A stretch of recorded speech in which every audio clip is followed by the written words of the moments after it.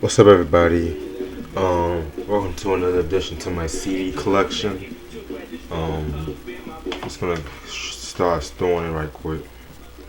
First CD I'm gonna do today is EPMD's Strictly Business, released in 1988 on Fresh Under Sleeping Records.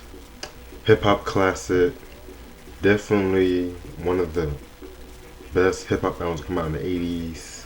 You guys should know what EPMD is. Eric Sermon, Paris Smith. Singles this album's known for is It's My Thing, I'm Housing, Strictly Business, and You Got to Chill. In my opinion, though, I'm not trying to create no controversy or anything, but this is really the first G-Funk album released. I know I'm not trying to diss Dr. Dre or DJ Muggs, Above the Law, but if you like listen to this album, like they were sampling like Zap and Cool in the Gang. Like around this time, this was really unheard of in hip hop and stuff. And it's like party hip hop, but at the same time not really corny. And that's what really dope thing. One song in particular, You're a Customer, that was actually they were kind of taking jabs at Rakim a little bit, because when this album was released, a lot of people kind of hating on Eric Sermon because they were saying, "Oh, he's trying to sound like Rakim" and stuff like that. So this is actually the 2013 re-release remastered edition, stuff like that. So go cop it. Let's see what to check on. Next album is Led Zeppelin IV, the Untitled album, whatever you want to call it, released in 1971 at Atlantic Records. Pretty dope album, classic by many and stuff. A lot of people have called this their best album. I tend to disagree on that. I mean, I love this album to death though, but in my opinion, my three favorite albums are Led Zeppelin 1, Led Zeppelin 2, and House of the Holy. I need to get my hands on those. Singles album is known for is Black Dog, Rock and Roll, Four Sticks, and Misty Mountain Hop. Oh yeah, and if everyone knows the song Stairway to Heaven, which is like classic song, definitely one of the greatest rock songs of all time and stuff. The cool thing about this album is, you see this right here, like each member came up with like a symbol and stuff like that. So in case you guys are wondering what these are, like this one is Page's symbol, John Paul Jones symbol, Bonham symbol, and Plant's symbol. I always thought that was really dope and stuff. So anyway, this is like a really classic album. You guys should, if you're a Led Zeppelin fan, you should most definitely have this in your collection. So next album is Mariah Carey's The Emancipation of Mimi, released in 2005 on Island Records. Definitely a step up from the whole Glitter and Charm Bracelet album. This album is really dope and stuff like that. This is like one of her biggest albums too. Like this album won many awards. Singles albums known for is It's Like That, We Belong Together, which was a huge single back in '05. Like one of the, I think that's like the second longest running song on the charts, and second longest running song on the charts behind One Sweet Day from a song she did back in '96 with Boyz II Men. And what else? What are the singles? Get Your Number featuring Jermaine Dupri, Shake It Off. What else? What's that one? Don't Forget About Us, Fly Like a Bird. I love that song. And Say Something with Snoop Dogg. Overall, like this is like really, like her voice is like perfect on this album. And this really shows like a different side of Mariah Carey, like a more intimate side of her and stuff like that. But my favorite song is Stay the Night. That should have been a single. That's actually a really dope song. Anyway, this is Mariah Emancipation Mimi. I can see this album being a classic, like a couple more years.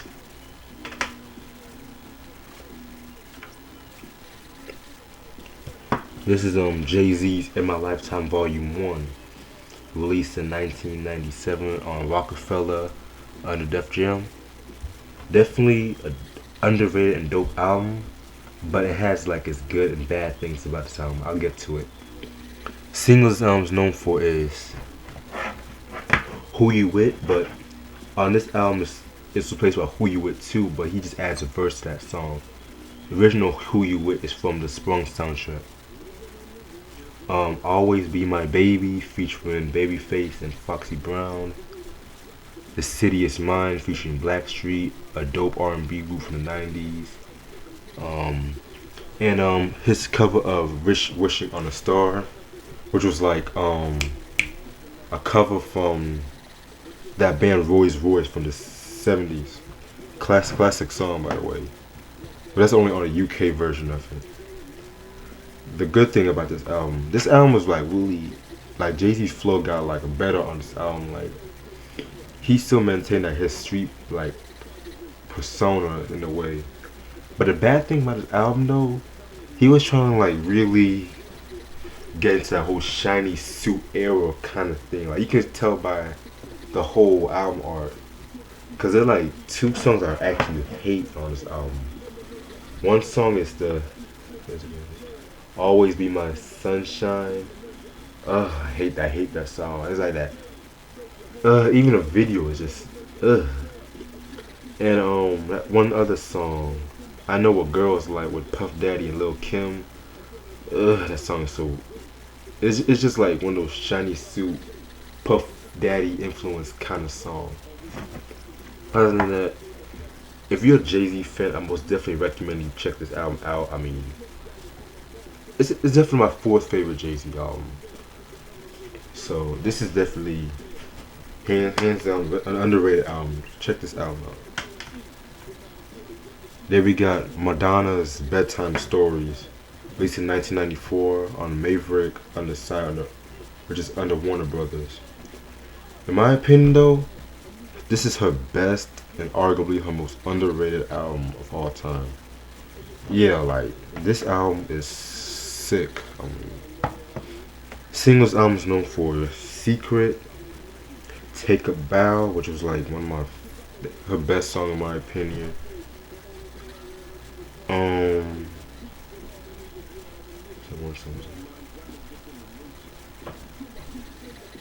Bedtime Story and Human Nature. The thing about the song Human Nature though, and that song Human Nature, she was actually talking about like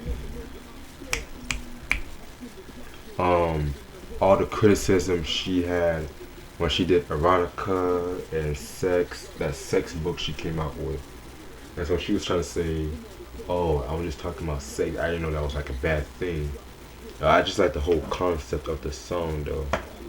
So other than that, this is really a good album. Like she went more with that like contemporary R&B kind of route with this one, because you know she's always reinventing herself every album she drops.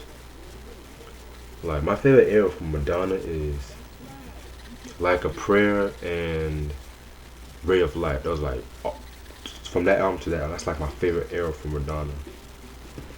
So other than that, check this album out. Like no one really talks about this album like that.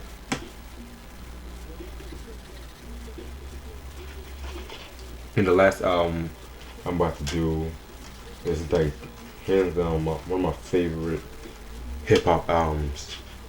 Mobb Deep's Hell on Earth, like released in 1996 on Loud Records. This album is like the most grimiest, dark, one of the darkest classic albums of all time. Like this album just took hip hop by storm, man. single sound known for is Drop a Gem on them, which was like that the infamous diss to Tupac, where they actually released a song after Tupac died and stuff like that. And like a lot of people don't really know about it because it was like subliminal. They was like using subliminal messages. And the one other song, Hell on Earth Front Lines, God Part 3. Love that song. This album is like the proof that this is Prodigy's best rapping on this album. But mixed with Havoc's like darkest beats period. Like they were both on their prime when this album dropped. Or there's also one song on this album. Like this is actually one of the first enhanced like CDs to come out. And so the thing about this enhanced CD is like when you put this on the computer, you unlock one song, and that song is like a song called In the Long Run. But this is Keith Murray, cause they dissed him on the previous album, like saying that his music and Redman music was like space shit. Like I'm gonna do a review on this album probably next week or the week after that. So don't worry, I'll get into that. But there's one song, my favorite song on this album is Extortion, featuring Method Man. Whew, that song is just dope, like. Him and Prodigy and Meth like going back and forth, man. Meth sold the show that song. So other than that, like that's my CD collection. Stay tuned for more stuff I might do.